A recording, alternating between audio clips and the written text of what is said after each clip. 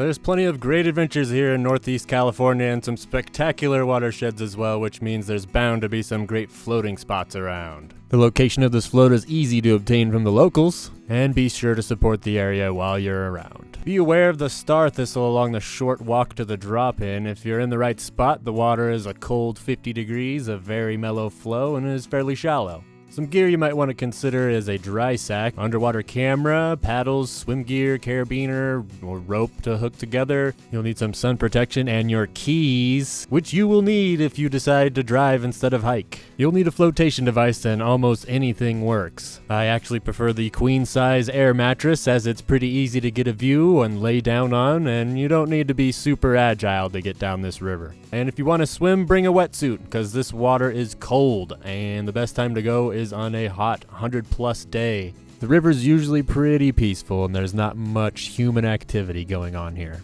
But don't ruin it, you jerk. There are only a few spots where you can't touch the bottom, but there are some spots that have very mucky footing and shouldn't be stepped on. You will see a lot of life teeming on this float. And that includes, but is not limited to, osprey, bald eagles, blue heron, geese, turtles, river otter, crawdads, dragonflies, and a lot of fish. The fishing is catch and release only, and the drop-in is a popular spot for fly fishermen. There has been some restoration work here, and it shows. But make sure these little invasive snails don't attach to your vessel. The float takes about an hour without stopping or slowing down along the way. Watch out for a few downed trees, but mostly clear sailing. Once you cross a low bridge, you'll want to take out to the left shortly after. If you only have one car, this is probably where you want to park. But if you're okay with a nice mile-long hike, there is a trail beside the float that'll take you all the way to the drop-in. This is an easy and fairly safe float compared to most, and I've brought my 2-year-old on this float quite a few times, but never underestimate the water and never overestimate your abilities, and stay safe out there.